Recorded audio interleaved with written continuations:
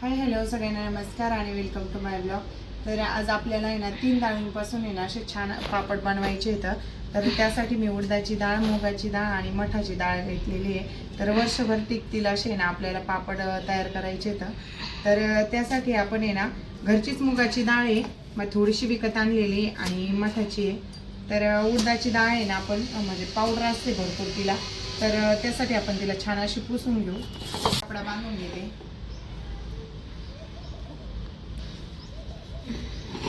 तर कपड्यातून आहे ना बरोबर पावडर खाली राहणार जाते आपली.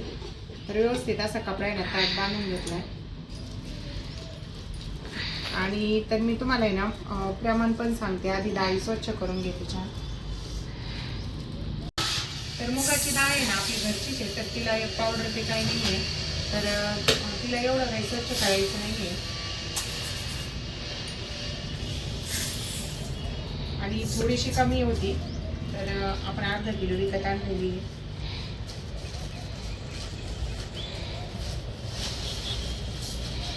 तर अशा 2 वाट्या आहे ना मी मूग डाळ घेतलेली.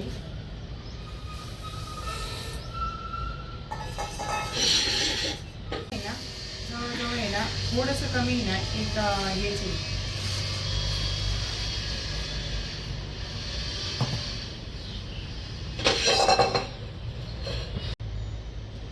तर हे ना पातेलं 1 किलोचं आहे. तर जवळजवळ 2 किलो आपली मुगाची डाळ आहे आणि थोडीशी कमी 1 किलो डाळ आपली उडदाची आहे. तर पहा पावडर व्हिडिओ दिसत असेल ती पावडर.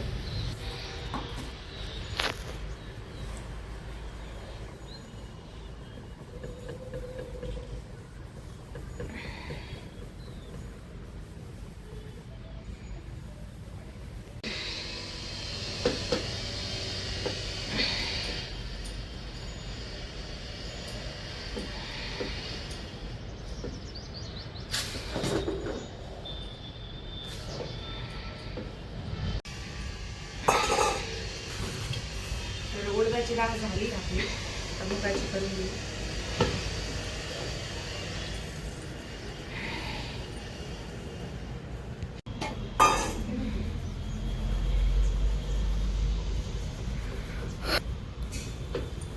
तुम्ही पाहू शकता आपल्या एवढ्या डाळीला किती पावडर खाली पडली ती. तरी पण मुगाची डाळ आपली ना घरची होती आणि फक्त उडदाचीच डाळ आमची एवढीच डाळ पावडर पडलेली आपली. आणि मठाची ना मी एवढी घेतलेली, म्हणजे वजनीप्रमाणे ना 400 ग्रॅमपर्यंत असेल हिचं. सगळी डाळ आता स्वच्छ करून झाली आपली. आणि आता आपण पापड म्हणजे पॅकेटच आणणार आहे त्याचा मसाला. तर ही गिरणीतून छान दळून आणून एकदम बारीक दळून घ्यायची आहे.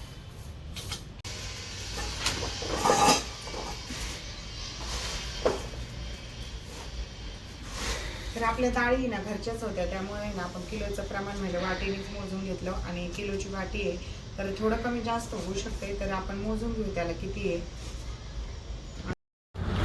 तर आपल्या डाळी मोजून झाल्यात. तर वजनीप्रमाणे ते सगळ्या डाळी ना मिक्स 3 किलो भरल्यात.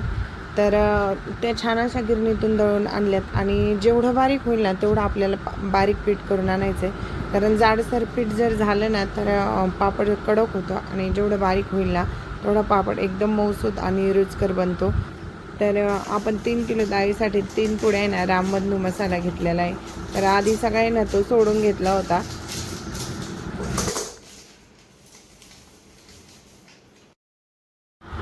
आणि रात्रीच पीठ दळून आणलं होतं, त्याच्यामुळे ते ना थंड झालेलं होतं पीठ आपलं.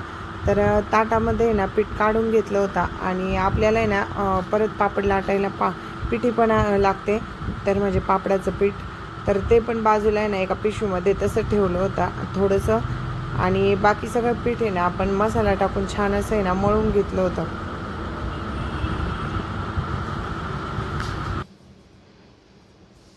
तर पापडाच्या पिठामध्ये ना जेव्हा आपण मसाला टाकतो ना त्यावेळेस तो आहे ना असा एकजीव करेपर्यंत ना छान असं आहे ना म्हणजे मिक्स करून घ्यायचं ते पीठ.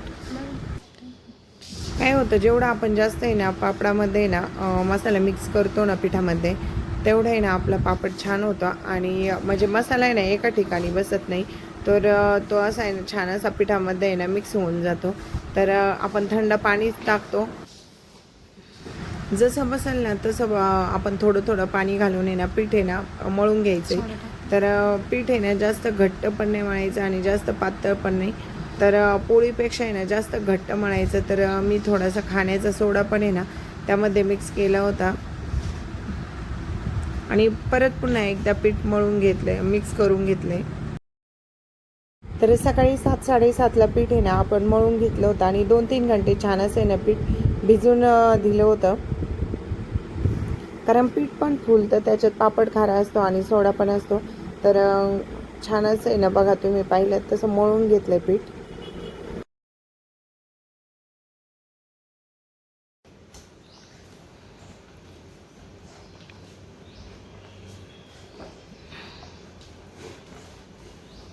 आणि उडदाच्या आणि मुगाच्या डाळीमुळे ना पापडाचं पीठ खूप असं चिकट असतं. तर सहजासहजी ते पटकन मळल्या जात नाही. तर आपण ताटाला जे ना पीठ चिकटलेलं असतं ते ना चमच्याच्या किंवा आहे ना उलटण्याच्या साह्याने काढून घ्यायचं. त्यावेळेस छान असं आहे ना पीठ मळून होतं आणि खालचं पण आहे ना ताटाचं सगळं पीठ निघतं. तर असं छान बघा, तुम्ही पाहिले व्हिडिओमध्ये तसं असं मऊ एकदम छान असं पीठ मळून घेतलं.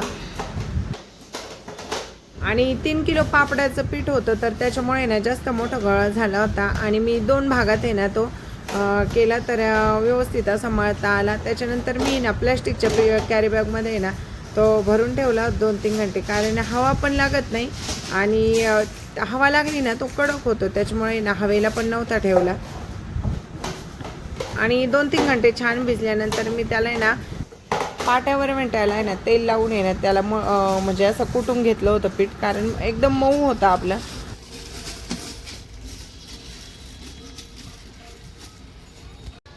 तर तुम्ही पाहिलं असेल पीठ आपलं व्यवस्थित भिजलं आहे आणि फुगलं पण आहे. तर तेल लावलं ना ते पाट्याला पण चिकटत नाही. तर पाट्याला थोडंसं तेल आहे ना लावून घेतलं.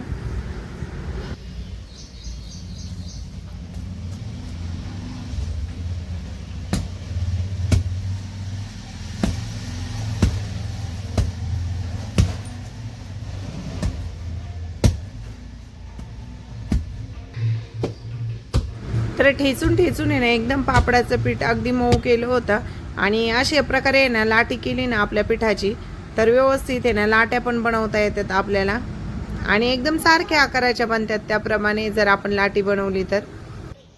आणि कोणी कोणी ना त्या दोरीच्या साह्याने कापतेत पण. तर आम्ही तसं न करता छान अशा आहे ना तोडूनच लाट्या बनवल्या होत्या आणि एकदम सारख्या झाल्या होत्या लाट्या. तर सारखे पापड आले होते. जेवढा पातळ आपण पापड लाटू ना तर तो एकदम छान आणि कुरकुरीत होतो. तर लाटी ना आपण आधी तेलामध्ये थोडीशी लाटून घ्यायची आणि नंतर पिठामध्ये ना तिला थोडंसं पीठ लावून आहे ना लाटायची. तर अगदी सोप्या पद्धतीने आणि कुठेही चिकटत नाही आपला पापड आणि खूप छान झाले होते पापड. आणि प्रत्येकाचे ना डाळीचं पण प्रमाण वेगवेगळं असतं. कोणी ना फक्त उडदाच्याच डाळीचे पापड करतात, कोणी उडीद आणि मुगाचे करते. तर प्रत्येकाचं वेगवेगळं असतं. तसं आमचं आहे ना ह्याप्रमाणे आम्ही पापड करत असतो आणि खूप छान होतात. आणि जास्त पातळ जर पीठ झालं ना आपलं तर पटपट लाटणं होत नाही, सारखे ते लाटण्याला चिकटतात. आणि पातळ जाड जरी असलं तरी आपल्याला लाटायला थोडेसे ते कडक वाटते. तर मध्यम असं आहे ना पापडाचं पीठ मळून घ्यायचं. तर तुम्ही एकदम पातळ पापड लाटलंय मी. तर त्याच्यातून आपल्या हाताची बोटं दिसतील असा एकदम छान पापड लाटून घेतलाय, कारण कुठेही तुटला नव्हता आणि मस्त झालेले होते.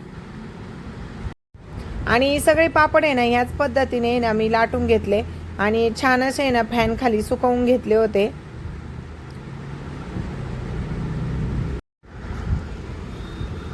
आणि सकाळ सकाळ कोवळवून दिलं ना तरी पण पापडांना जमतं. तर पापड तशाच पद्धतीने मी सगळे सुकवून घेतले आणि तेल टाकून आहे ना तळून घेतले होते. तर आपण 2 दिवस नाही पापडे चांगले उन्हात सावलीतच सुकवले आणि थोडंसं कोवळवून दिलं होतं त्याला. तर आता आपण तळून पाहू.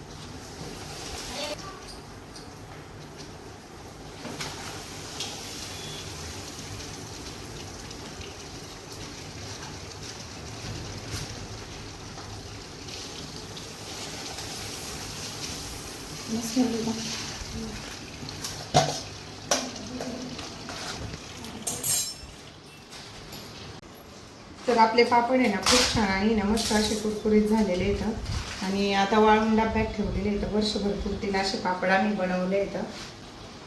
आणि व्हिडिओ आवडल्यास नक्की लाईक शेअर आणि कमेंट करा. चॅनलला नवीन असाल तर सबस्क्राईब करायला विसरू नका.